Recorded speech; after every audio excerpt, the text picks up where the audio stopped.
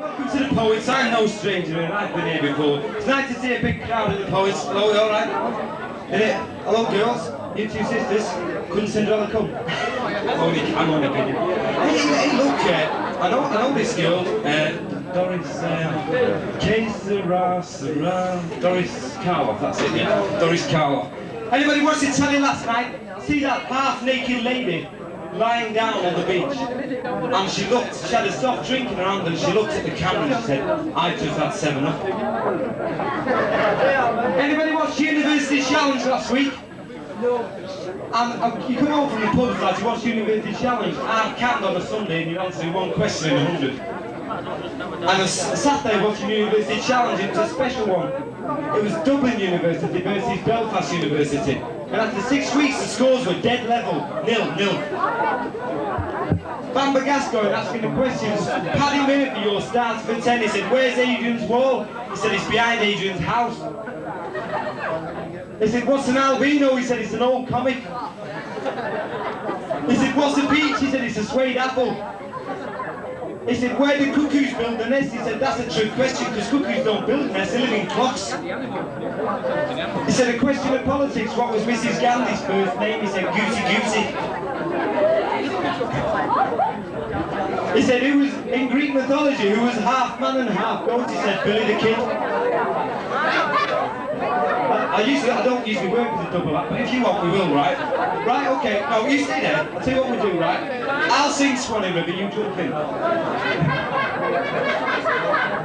Alright, can you come in next week? Because next week, Evel Knievel's in. I want to see if you can jump your mouth. Okay. I'll tell you what we'll do. What about the last chance to get one right, Paddy?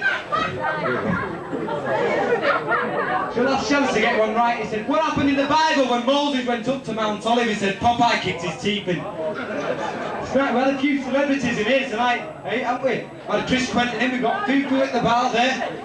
I went down to Fufu's last week, sat in his club, sat next to him. I didn't know that it's not all there. And I sat down next to him having a drink, and I'd had too much to drink, and I started putting my hand on his leg. And then I put my hand further up, I said, "I've got a surprise for you." He said, "If you put your hand much further, I've got a bleeding bigger one for you."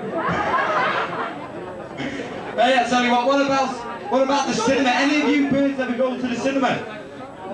I've seen The Sound of Music, my bird there, she said, "Take me to The Sound of Music." I said, "Oh, film, you can see it on video or anything." She said, "Oh, go on, take her." She begged me, because they beg girls, don't they? So, I wish you was on a bleeding lead. So, I wish you was a statue and I was a pigeon. So we'd see The Sound of Music. Went to see The Sound of Music and we walked inside. Nobody told us that we had the same staff and the same film. Same staff and the same film for 5 years, The Sound of Music. Walked inside, the lady told me ticketing out. She said, "Climb up the staircase!" I said, "You silly, nice lady." Is he still here? So I walked inside, went down the stairs, just read she on a torch, said, "Your seat 16, next to 17. Went and sat down. Woman came round with the refreshments, says, "Popcorn and raisins and nice all in stalls." Fella next to me said, "The seats are alive."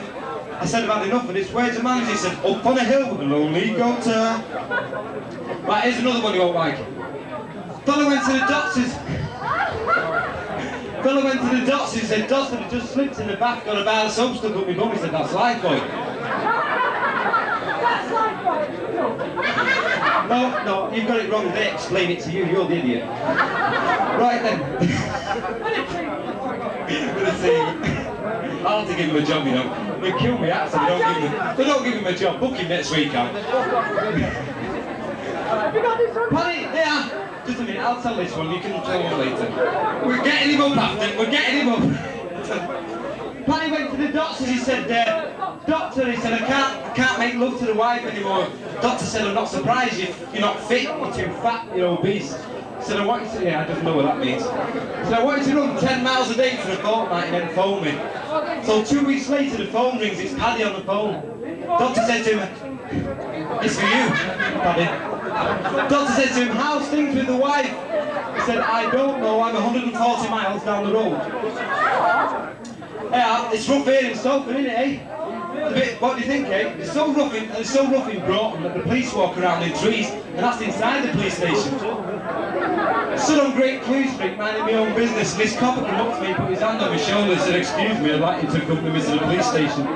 I said, "I haven't done anything." He said, "No, I'm scared to go on my own." Have you noticed, lads, when the police pull you up, eh? You're going to the bar? Yeah. Keep him at the bar, don't serve him.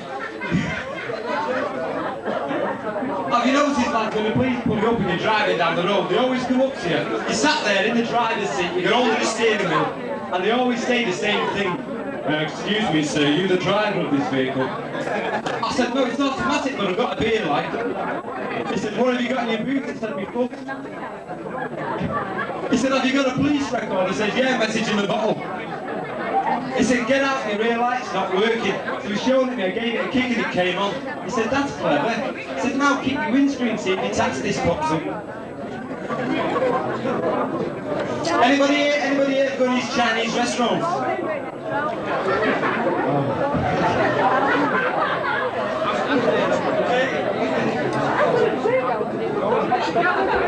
Come here. What's your name? Bill. Where are you from, Bill? Question too difficult. Go back. You're coming back in fashion, them jackets now. Magic, great, glad to hear it. So we're on about the Chinese restaurants. Have you noticed that the Chinese, they give you a menu in English and you've got to order by a number? They must think the English are thinking. There's a fella sat there, 3-foot pile of fried rice, and he looked sick. I said, "What's up, mate?" He said, "Don't know, I just asked the 20 number 6. I said to the waiter, I said, "Hey you." He said, "How you know my name?" "I'll wait for you." I said, "What soup's on the menu today?" He went, "Eh?" So I thought, I'll try it in Chinese, we should pick it up after a bit. So, "What soup on menu all today?" He went, "Eh?" I said, "Show me." He went, "Ah, oh, I said, "Chicken." He said, "No, mushroom." I said, "Why do you make a noise like a chicken?" He said, "I can't make a noise like a mushroom." I said, "Go and get me soup." That's not the punchline. And as he went and got me soup, as he was coming back, I could see his thumb in my soup. I didn't say anything, didn't want to cause any trouble. And next I ordered curry, and as he was bringing me curry, his thumb was inside my curry. I still didn't say anything, that well he ate me. Next I ordered custard. Now at first I couldn't see his thumb in my custard with it being yellow. But as he got close, I could see he had his thumb in my custard, so I thought, if his thumb's in my coffee, have a word with this lad. So I waited and he brought me coffee. Getting it all ties tonight. You've got to learn the trade, haven't you, know what I mean? So he brought me coffee and his thumb was in my coffee. So I said, "Look, you just served me soup, curry, custard and coffee and your thumb's been them all. Why?" He said, "Look and listen, Perrot.